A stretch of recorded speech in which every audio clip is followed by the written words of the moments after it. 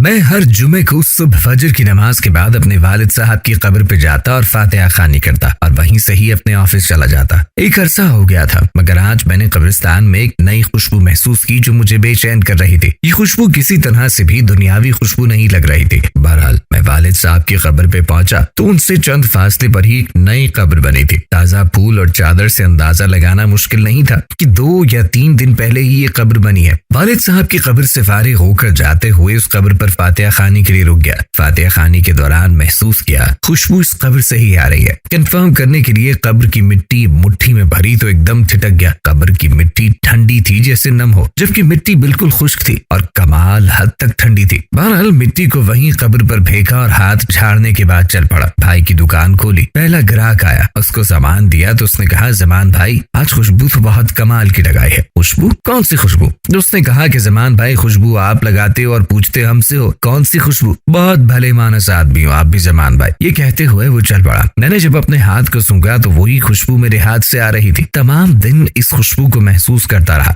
हाथ धोने के बावजूद भी मेरा हाथ मुअत्तर रहा। अगले दिन हफ्ते को भी मैं ना चाहते हुए कब्रिस्तान चला गया। वालिद साहब की कब्र पे फातिहा खानी के बाद उस कब्र पे फातिहा खानी की। किसकी कब्र है ये? कौन है जो इस कदर नेक है, जिसकी कब्र ठंडी और खुशबूदार है? ऐसा कौन सा अमल कर दिया कि इतना बड़ा इनाम पा लिया? इस बात ने मुझे बेचैन सा कर दिया। गोरकन से इस कब्र के मुतालिक पूछा तो उसने बताया कि खातून की कब्र है। ये जान के और भी हैरत हुई कि औरत को इस कदर शानदार मुकाम कैसे मिला। अगले दिन इतवार था। देर तक सोने की आदत होने के बावजूद सुबह फजर की नमाज के वक्त उठ खड़ा हुआ और कब्रिस्तान रवाना हो गया। कब्रिस्तान दाखिल हुआ तो क्या देखता हूँ, इसी खातून की कब्र पे एक बारिश आदमी कुरान खानी कर रहा है। मैं वालिद साहब की कब्र पे फातिहा खानी करने लगा। फातिहा खानी के बाद मैंने उस आदमी की तरफ देखा जो अब दुआ मांग रहा था। जैसे ही वो दुआ से फारिग हुआ तो बाहर की जानिब चल पड़ा। इसको जाते देखकर मैं भी उसके पीछे हो लिया। जैसे ही वो दरवाजे से बाहर निकला मैंने आवाज दे दी, सर बात सुने 1 मिनट प्लीज। जी फरमाए। सर मैं माजरत चाहता हूँ, मैंने आपको तकलीफ दी, मगर मैं आपसे एक बात पूछना चाहता हूँ अगर आप इजाजत दे तो।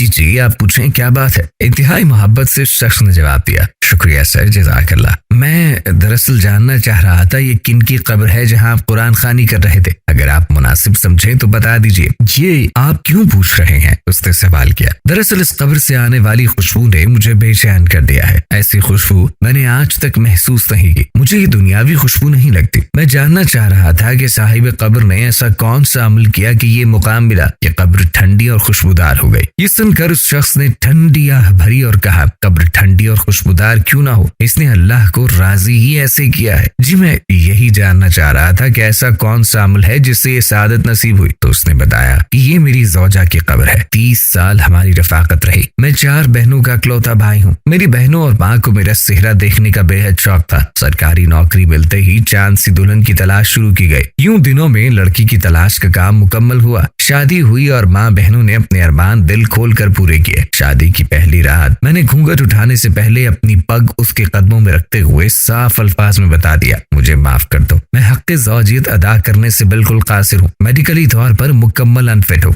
सिर्फ अपनी वालिदा और बहनों की खुशी की खातिर खुदगर्ज बन गया हूँ। उसने वो पग मेरे सर पे रखते हुए कहा, आप जैसे भी हैं मेरे सुहाग हैं, मेरा नसीब है, मुझे अब आपके साथ ही रहना है। उस दिन के बाद इस अल्लाह की बंदी ने मेरे साथ 30 साल गुजारे। मेरे घर वालों की हर बात बर्दाश्त की, बांझ होने की ताने भी सुने, मगर मेरा पर्दा रखा। अल्लाह ताला कैसे इसकी कब्र को ठंडा और खुशबूदार न करे जिसने इतनी पाकबाज जिंदगी गुजारी हो। उस शख्स की तमाम बातें सुनकर उस खातून पे रश्क आने लगा जिसने दुनिया में सब्र किया और आला मुकाम हासिल किया। आजकल के दौर में कुछ भी हासिल करना क्या मुश्किल है। औरत मर्द जरा से बीमार हो, हलाल हराम की तमीज के बगैर अपनी ख्वाहिशात की तकमील के लिए कुछ भी कर गुजरते हैं। थोड़ा सा फर्क लगने पर बीवी शौहर को खरी खरी सुना देती है। शौहर बीमार हो तो ताल्लुक तक उस्तवार कर लेती है। माशरा ऐसी मिसालों से भरा पड़ा है। सब्र का दामन हमने छोड़ दिया है। सारा कुछ सिर्फ दुनिया में ही लेना चाहते हैं, आखिरत की कोई उम्मीद नहीं रखते। अल्लाह ताला हमें दीन को समझने, उस पर अमल करने की तौफीक अता फरमाए। औरत और मर्द दोनों को एक दूसरे से बढ़ चढ़ कर दीन के मामले को मजबूती से थामने की शदीद जरूरत है।